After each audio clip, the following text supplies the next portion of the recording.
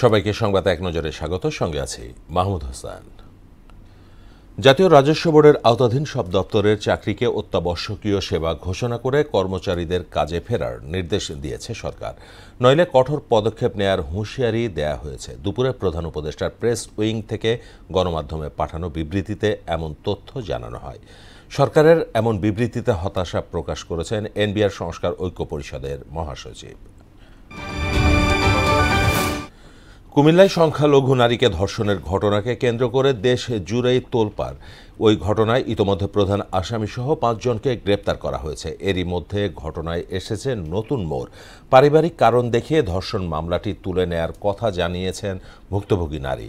গণমাধ্যমকে দেয়া সাক্ষাৎকারে একথা জানান তিনি।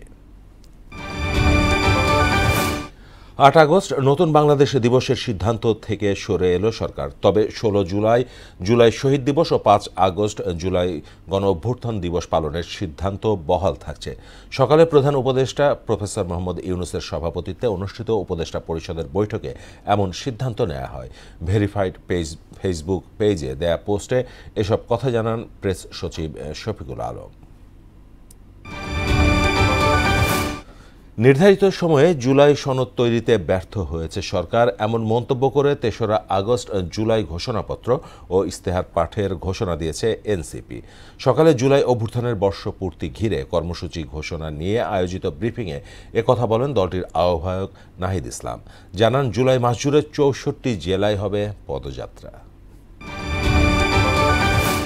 রাজধানীর ফকিরাপুলে গোয়েন্দা পুলিশকে লক্ষ্য করে গুলিবর্ষণের ঘটনায় ২ সহযোগী সহ শীর্ষ সন্ত্রাসী বাপ্পিকে গ্রেপ্তার করেছে ডিবি।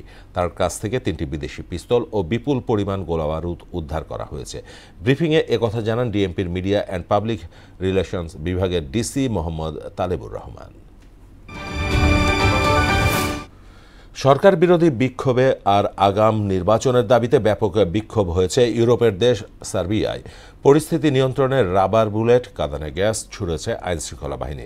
এদিকে এক কূটনৈতিক ফোনালাপে ফাঁসকে কেন্দ্র করে অগ্নিগর্ভ পরিস্থিতি থাইল্যান্ডে। জনগণের দাবি, দেশের স্বার্থের সঙ্গে বিশ্বাসঘাতকতা করেছেন প্রধানমন্ত্রী পেতংতার্ন সিনাওয়াত্রা। দেশের ক্রিকেটকে আরও শক্তিশালী করতে উপজেলা পর্যায়ে কোচ নিয়োগের পরিকল্পনা হাতে নিয়েছে বিসিবি। তৃণমূল থেকে ভালো খেলোয়াড় খোঁজার চেষ্টা করছে ক্রিকেট বোর্ড। বাংলাদেশের টেস্ট ক্রিকেটের রজত জয়ন্তী উপলক্ষে বরিশালে এসব কথা জানান বিসিবি সভাপতি আমিনুল ইসলাম বুলবুল। বলেন, ক্রিকেটের প্রতিভা অন্বেষণে ঢাকা কেন্দ্রিক চিন্তা বাদ দিতে হবে।